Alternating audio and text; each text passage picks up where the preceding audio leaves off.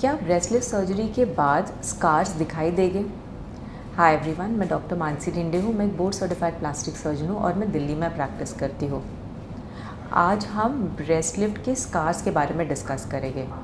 तो breast lift surgery में हम आपके ब्रेस्ट में जो भी सैगिनेस होता है या ढीलापन आता है उसको एड्रेस करते हैं। तो इसके डिफरेंट टेक्निक्स होते हैं। तो मैं 3 टेक्निक्स के बारे में बात करूँगी। पहला तो है पेरी एरियोलर लिफ्ट।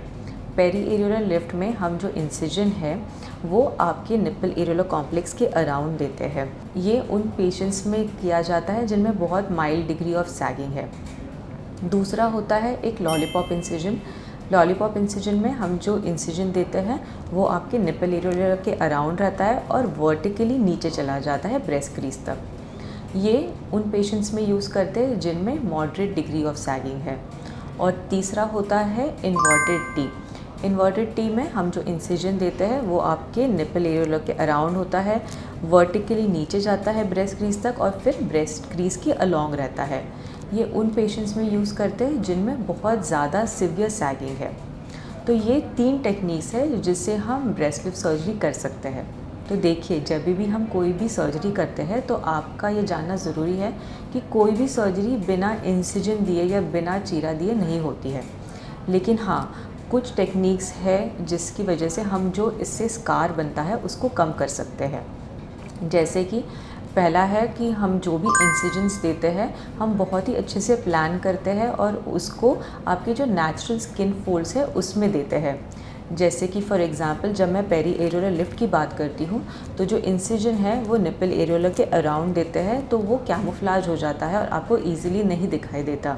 या फिर इन्वर्टेड टी की बात करते हैं तो जो इंसिजन है वो आपके ब्रेस्ट क्रीज के लॉन्ग दिया जाता है तो जो स्कार बनेगा वो ब्रेस्ट क्रीज में छुप जाता है और वो ईजिली दिखाई नहीं देता। और दूसरा होता है जो भी हम टाँके यूज़ करते हैं वो भी बहुत ही फाइन होते हैं। इसकी वजह से जो भी स्कार बनता है वो भी मिनिमम होता है।